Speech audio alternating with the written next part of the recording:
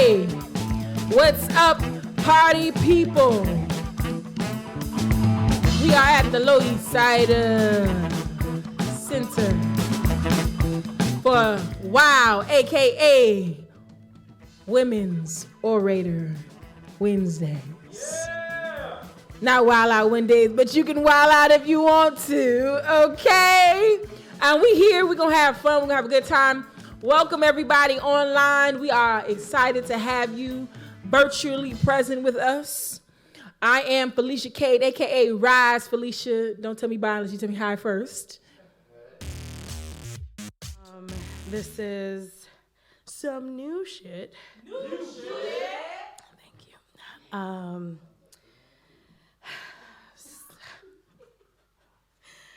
My mother loves.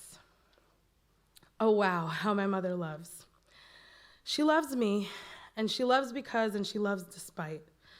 I, an insecure child, learning accountability felt a lot like dislike because I had never experienced it before. And though intentions exist, impact pervades, and accountability is so necessary. My mother always showed me how to clean up my own mess, or to learn how to prevent them. Reality merges the two, and you have to prevent a mess, and when you make one anyway, you clean it up yourself. I wonder when my lesson from all of her love will sink in to be something beyond being convenient and the easy child to manage. My mother got me a necklace that says, "Your love makes the world sparkle," and it was the first time I ever stopped to notice. The acknowledgement made it so much safer to be real. And when I was in middle school, I discovered sprinkle-on body glitter. I was hooked, mesmerized. There's something about making things shiny that got to me. Not everything that glitters is gold, but I'll tell you that everything gold glitters, and glitter is enough shine to make me feel like that bitch, even when I was 12 and in 7th grade. And I was so over the moon that I brought it to school, and it was like my own elementary show and tell. And even though I never had one of those, I sprinkled some on when I was happy, I sprinkled some on when I was sad, and once this boy made me mad, I sprinkled some on him also. And that was my mistake. Because my mom had always taught me to clean up messes, but never what to do with this glitter. So how can I keep myself clean when my love of choice is so pervasive and shines so much? Something I will still figure out.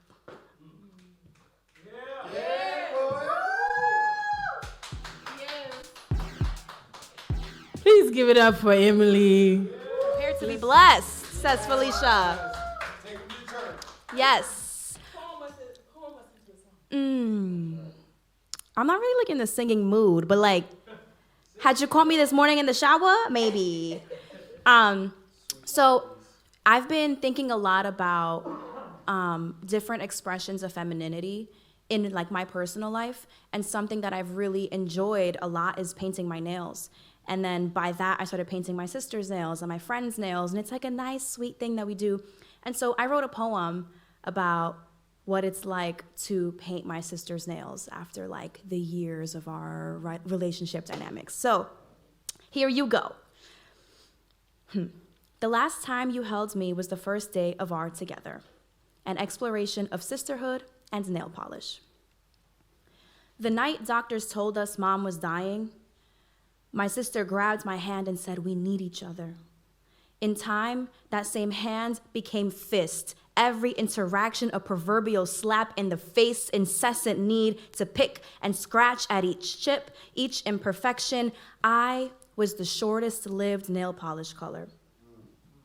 Aside from moments where we held the tombstone between us, there was no need for a touch, a glance, no chance for connection beyond our trauma. My desperation was not the answer.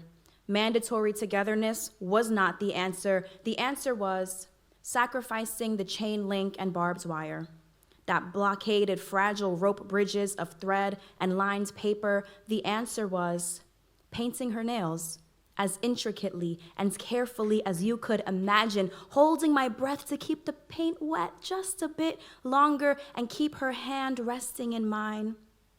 It didn't matter if her eyes were locked on blue bubbles when my eyes were studying each bend of her skin. It didn't matter if her silence was one of boredom. Mine was one of constance. All there really is her one finger between mine, her warm palm on my knuckles, her elbow on my lockdown desk, and our never-ending thread bridge retied one fingernail at a time. Who would have known that the cold, wet stroke of nail polish would draw her back to my side?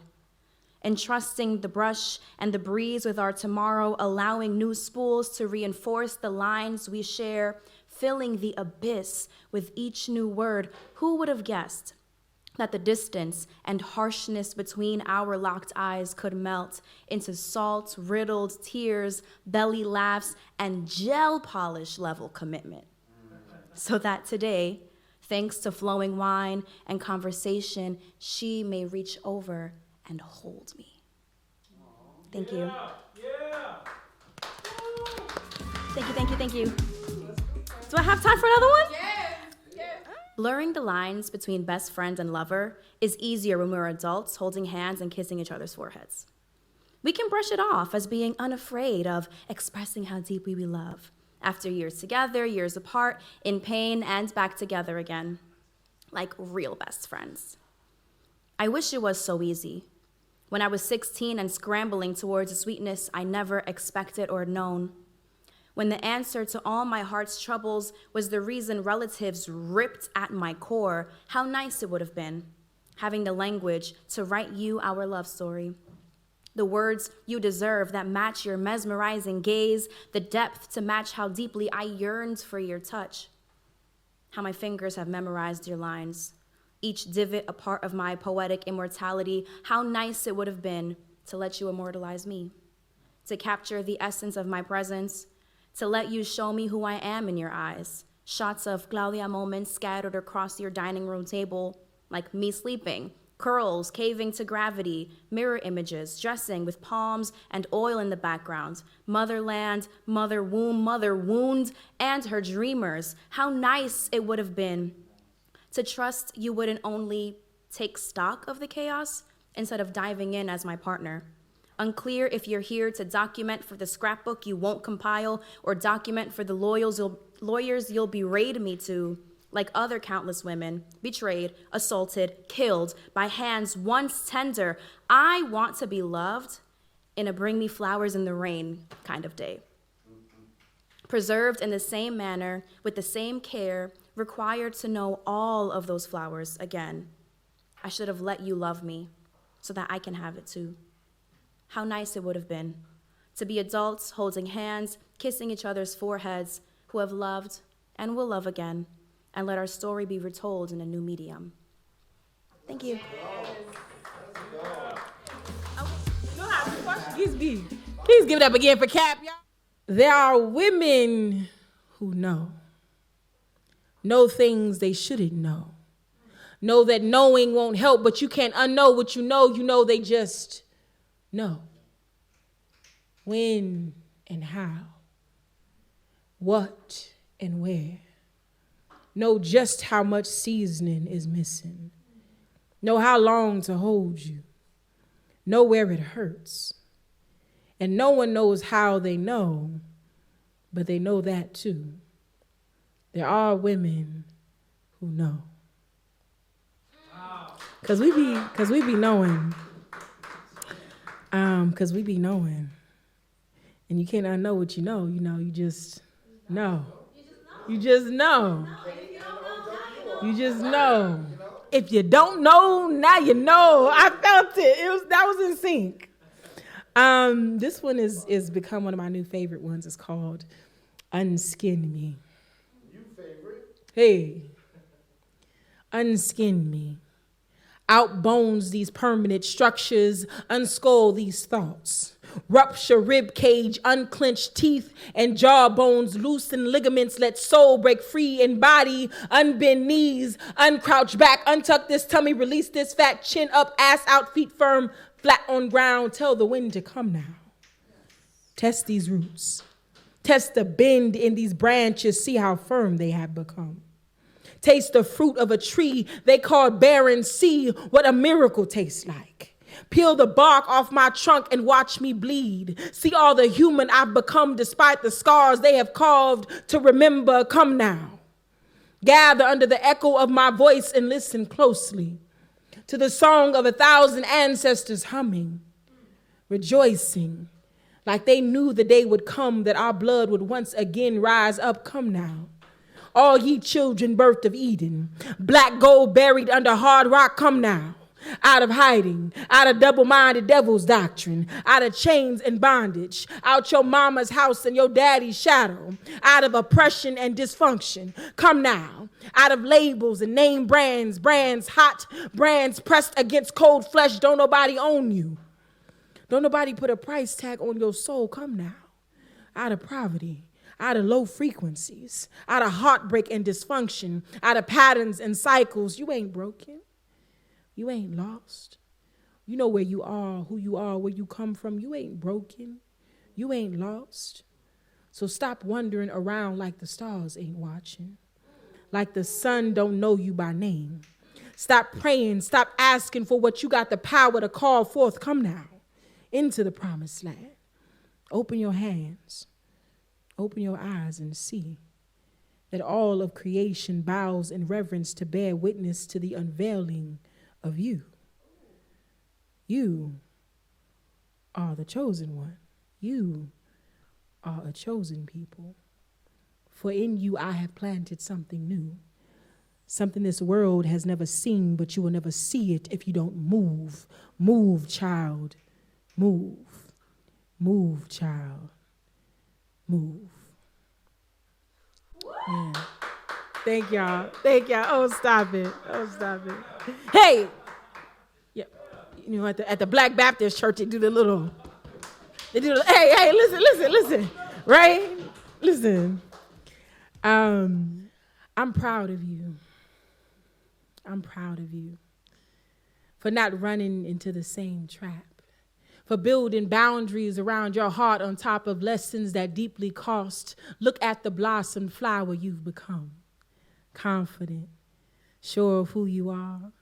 I'm proud of you for not looking back, not chasing because you attract, not tucking your tail or ignoring red flags. Look at you, all pieced back together like you were never broken or cracked. Look at how the sun dances around your smile, how your tears made a woman of you, how you wrestled with rejection until it made room, picked up enough heavy days and squeezed enough good to make it to morning. Look at you flying, too high to be drugged down. Look at all the shadows that have disappeared, all the lovers who tried to bury you alive, but look at you living, like all of heaven is ahead of you, walking taller, speaking louder, breathing deeper, dreaming bolder, spreading your magic in dark places, taking risk, letting God use you intentionally and on purpose. Look in the mirror, look, and tell me what can hold her back. Keep flying, keep running, keep soaring, keep jumping. I'm proud of you for not running into the same trap, for building boundaries around your heart on top of lessons that deeply cost. Look at you. Just look at you. Yeah. Wow. Thank y'all. Wow. Wow. Thank y'all. All right. Hello. How y'all doing? So I'm still waiting for my my bass player. So in the meantime, I'm just gonna do some improv stuff. Okay, actually, not really improv. I did write it like half a year ago to a guy, so I'm just going to go with it. Mixed signals. It's almost like 6 missed calls to then pick up and notice thick egos and big balls butting heads. Pick me, though. I'll keep up with your mood changes. till these walls are torn down, smooth sailing, but I'm worn out. Look at me. A fool making songs out of the back and forth. Is there more? I'm so torn. What are we waiting for?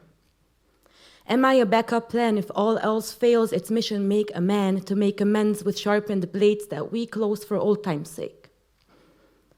Are you bringing out the best in me? The less in need I am, the more I'm free, the less you'd leave. We missed out on tango class, but we're dancing our own dance. 1 step forward, 2 steps back. These loose ends, they torment my inner peace, it makes no sense. I know my worth. But my 2 cents are wasted and it's common sense to turn my head, but I'm still here. My whole stance is pointless. It's 3:35. I haven't washed my face in 2 days or changed my clothes or done my chores. I slept on floors and woke up now. I'm the path to self-recognition. My skin shows others' behavior and I leave my hair in dozens to mark the places I left myself at, where I still am. We could have walked hand in hand to recollect the pieces and I would have let you lead out of the purest intentions. I would have followed in your steps. But now my armor can't be bent. It's made of false hope and make pretend, thick steel covered with masks and smiles and lies to do what I never can, and that is self-protection. Or setting priorities like stones on my journey of healing, but I believe my spirit's bleeding from breaking off apart and leaving it in your apartment in a compartment above the closet that you call mine. You're sleeping peacefully, while I sit and hide behind metaphors and silly lines in a failed attempt to feel them. But my urge to just feel fine takes over. If I felt what I was feeling, I'd be weaker and my legs could never hold my demons. They've been fed and gotten fat, and they're just too heavy now. Yeah, he's here. I open my eyes. My lids are heavy. I don't feel steady. I wasn't ready to see what I witnessed, and now I'm in distress to see her pain and see you in this mess. And then there's me and my own shit that came before stories of rapes and hitmen. I wasn't ready. I didn't want to listen. I didn't want to take in the cruelty of truth and lives lived. We're all used and some give when the rest can walk and breathe as if they didn't do what they did. Nothing's fucking fair. When good children are weaponized and bad people are glorified, hard work stays unrecognized and money gets you verified. This world and I are not alike. And nothing feels unified. Like there's some tension and having choices is a lie. Like we're all manipulated and can't keep trying. The older I get, the more I am cynical, the more I get physical, the less I get pitiful, almost like my inner world went from pagan to biblical. Like I'm moving away from my core and there's simply nothing more than empty eyes. Let's just get by and get it over with. Almost like my life isn't mine.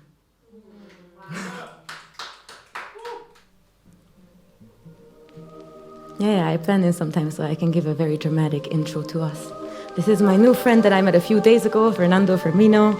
And he's gonna accompany me on the bass and I'm gonna say some outrageous shit about my past relationships, so stay to find out. Just a stupid thing to think that we can deal with this tense. I'm a fool in heels to face your cheating ass with missteps, and now I'm asked to pay the price in a sick mess that I have orchestrated, so I learn to listen. I've been feeling it all. It's like the walls are closing in now. You've been holding tears, but still in your head you wanna win. How? 'Cause I have closed the blinds to our hopes and dreams. I replaced it with some other dicks that I could lick. Now strip, no, in my red dress I will stick. Oh, with my gang we gonna sip. No, how we move we can never miss. No, we're the type to get DMs and requests and gifts and came to collect all the tips. Now on your knees down, got you praying. He took his shit out, but I'm just playing. It's not a difficult thing to do. You see, most of y'all don't know about the tricks I do. I act a fool, I play confused, I drink the juice. Don't care about what the fuck you are saying. I can't see faded than my own cravings, and I will save it, every last little bit to you until I miss the booze. 'Cause I come from the garden and I eat the fruit. Don't you see I'm tired of the same thing? I wasn't hot laced up with my heartstrings in a heartbeat. I got hopeless. Now slip me the paper underneath the table. I own it. Guess I'm broken. I look in the mirror and know my emotions got frozen.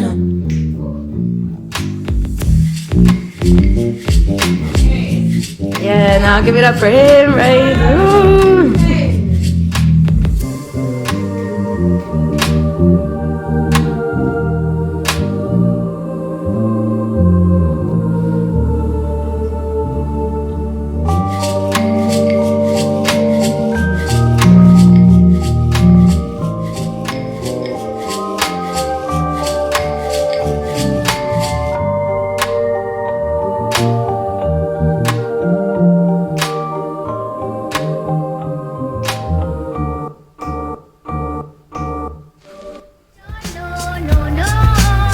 Wow.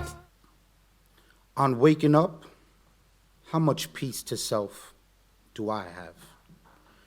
Seconds, minutes, at the max an hour, won't be food that I'll need to grab. Am I alive or am I? Just, I'm not on the slab. 'Cause when the hunger starts, the insanity would make you crazy to stalk raving mad. Now it's starting. The lights are making my eyes feel tickles. Now the slow itch, it's not yet to the little spider legs running all over me that feel like the prickles. Fuck, now my stomach's tightening, squeezing and contracting. Even on hearing my breath, it sounds like an echo. The hunger is creeping into my mind and blood. How sickening.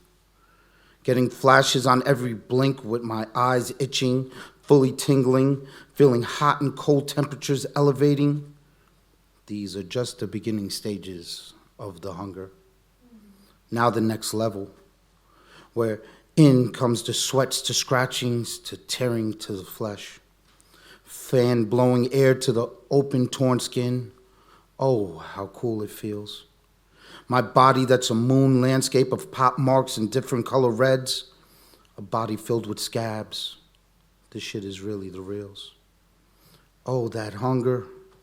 The ears are popping on every exhale and pinging on every inhale. Eyes sweeping and scanning like Kit, riding so fast from left to right, unable to focus, whether day or night. Now the ultimate desperation. I have nothing to feed the monster within me, feeling ultimately hopeless. My stomach is starving, not for food though. With my intestines feeling like being pulled in opposite ways. What a mess. Trying to get up, I can't. I can't stand. Now my toes crackling on every knuckle, legs like cement, heavy, weak, and drained. I'm just so jittery, only quick, jerky movements, just scanning, scratching and scanning. To lock in, I see a clip of a cigarette. The little energy I have left, I put all my focus and remaining energy just to get it. Reach. I got it. I'm exhausted, but the hunger gets worse. Just making sure to remind me now to get to the light. Fingers brittle and sore. Just to grab the first match, it's like pulling a 10-pound weight. Flip to strike, tap to pull, nothing. Tap to pull, fire. The light so bright it hurts my eyes on the sight. I could hear the fire ripping through the head of the match like paper being shredded. The sulfur is so heavy and toxic. I feel like I'm in a gas chamber. Clip to the fire. Oh, that sweet, sweet smoke. The smoke of death rushing through my throat, filling my lungs. Seeing the head lighting up, turning amber. And blowing out the toxic smoke, my body relaxes. The hunger craves, gone. Knowing it's only gone for 60 seconds. The harder it rushes back, the harder now, the hunger now hitting like a sledgehammer to bone, shattering every nerve in my body. I need to feed like a vampire to blood. My body's on fire with the extinguisher, the drugs. I need to stop the fire that's burning my skin, that's putting holes in me up like bullet slugs. Just need to eat. Every cell in my body is so hungry. Thank you, poem.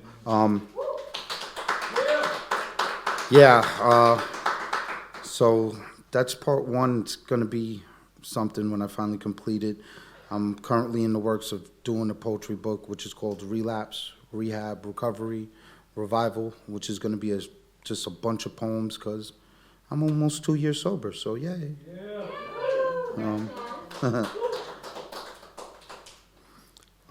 Now this is, can't talk to you right now, buddy.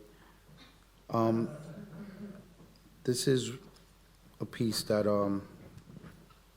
you're gonna feel this, Cap. This is called Spirits from a Boy to a Man.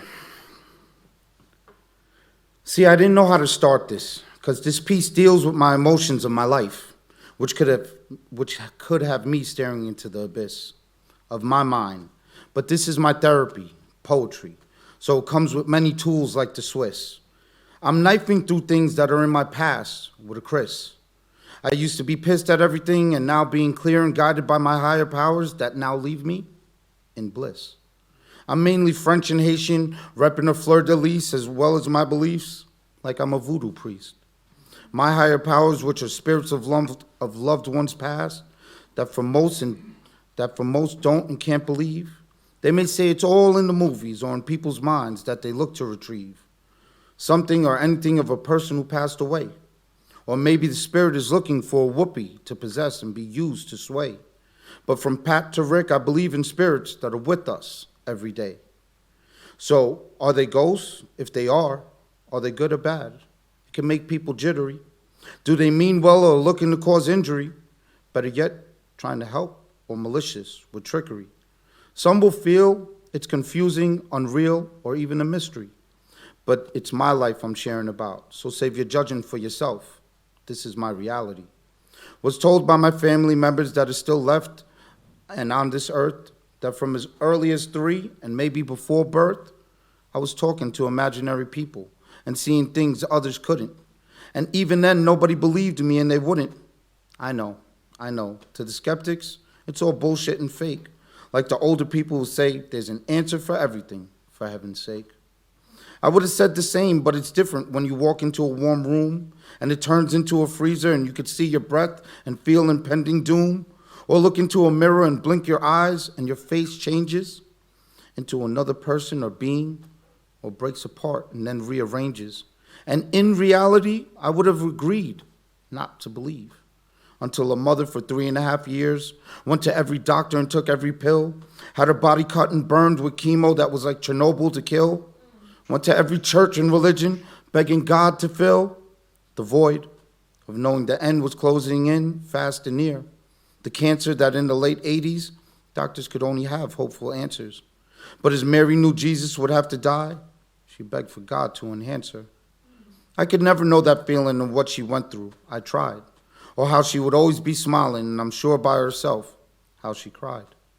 So this is how I know spirits are real and exist. On July 11th, 1990, early morning at 2:36, in the hospital, her human flame went out, but her light never dimmed out. Her spirit woke up her little boy in the basement, no frailness or sickness, but as radiant as a star, no doubt. And as he began to talk, she started walking away, so he began to shout. He got up and out of the bed and followed her to the bathroom. She went through the bathroom door, and then he opened it to presume she was there. And on putting on the light, nothing. But this wasn't by accident. It showed me at age 10 that spirits are real with no precedent. The little boy, confused but mind not rattled, made his way back to the bed and under the blankets and did not babble. About 8-ish in the morning, the red rotary phone rang in the basement. His grandmother answered upstairs, and he picked up the phone with careful hand placement. It was his aunt informing his grandmother of his mother's passing. There was no yelling or screaming or asking God why, but internal tears were amassing. Knowing she was gone in earthly form, but it's amazing that a person's spirit could be so strong. And I'm sure I'll be with her again when it's my time to be gone. See, I used to worry what people would say, and in writing about this, it's letting my kids know when their daddy passes and he dies, it's okay. I used to hate God because he kept taking everything I loved away. But I love God so much now and always look to pray. And to all those people that have left me on this earth, I know have been my angels, have saved, watched over, and blessed me, and are with me every day. Mommy, I love you so much, and to all the many angels watching over me and my kids, amen. And to all those lost by this disease, may God bless you and your family, and I'd like everybody to help me say this. And fuck cancer. Thank you so much. We are excited. We are excited. Got my Ghanaian accent. Give it up, y'all, for Promise.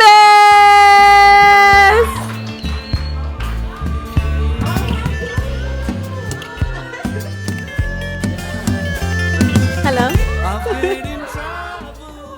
I'm finally here. So I wrote this when I was 16, young, dumb, and in love. It's called So Close Yet So Far Away. Here it goes. Missing you comes in waves.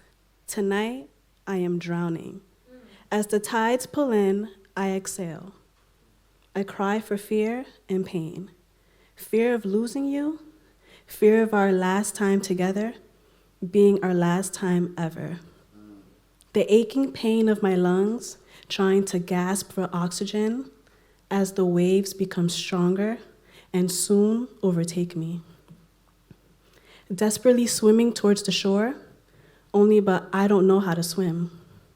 Kicking and pulling the violent waters somehow brings me closer. I can't stop or I'll sink in an instant. Moving and pushing, kicking and plunging, I finally make it. The warm sand rubbing my toes, I feel relieved. Drops of water roll off my moist body as I walk towards a shed, an empty shed, walking closer. A silhouette is standing on the side, tall stature and lightly built. I recognize his body and I begin to run. I run, I run, I run. By this time, my skin is completely dry, and my body has recuperated from the endless struggle at sea. Finally, the silhouette and I are only inches away from each other. And it's you. I jump up with open arms as you pull yourself closer in an abrasive hug. Time is non-existent at this moment. Moving my face closer to yours signals you to do the same. It's like a gravitational pull. Our lips interlock. My heartbeat is more than calm, and stomach is no longer churning from anticipation. I'm finally here. We're finally here, where we both want to be. You look at my face and ask, "Did you have any trouble getting here?" I stayed silent. If only he knew what I've been through just to be in this same spot. Just to be standing right here in front of him. He really has no clue. He was so close yet so far away. I exhaled and I replied, "Not at all." And it's the first time that I finally have found myself writing in power rather than only from trauma. And yeah, I truly love it. So this is actually our prompt was to write to someone who hurt or pissed you off. So I wonder, are you even sorry? It's unfair to think that even in your absence, I still have so much hurt in my chest from you. Did you really even notice the whole human I am outside of your imagined fantasy of why we weren't speaking anymore? Why is it easier for you to spend so much time talking about someone, rather than actually talking to them? Why can I ask myself the same question? I know you were hurt, and the truest, hardest lessons you taught yourself and imprinted on your heart, and the harsh reality is that people are more than any one thing. You are more than your lessons. I am more than your one and only neglected daughter. I am the whole person you never let yourself get to know, because maybe I just complicated what silence made holy to you. I know all the hope that I built up to us having a relationship and that happening is enough to create these poems and finally be honest. Because something always made me tell people you did more for me than you did. Maybe to try not and embarrass you or myself, or maybe the facade was for entertainment, to put on a show that might just pull your attention enough towards me. But I'm not a hobby, and I was obviously never yours, because at least a hobby is something you keep trying at. Thank you. Thank you. I realize every time I read, I'm like, okay, bye. I'm like just run off. But yeah, I do a lot of work in Loisaida, so I'm always in the back of the studio. Shout out to Paul and Chris and Victor back there. They're what makes us look so good, the lighting, all of this is them. So just give a round of applause. Yes, because they be working real hard back there. And you can find me on Instagram at Amethyst Rose. It's like amethyst, but it's EMITHYST Rose. And yeah, thank you so much. Thank you all for coming. I have to say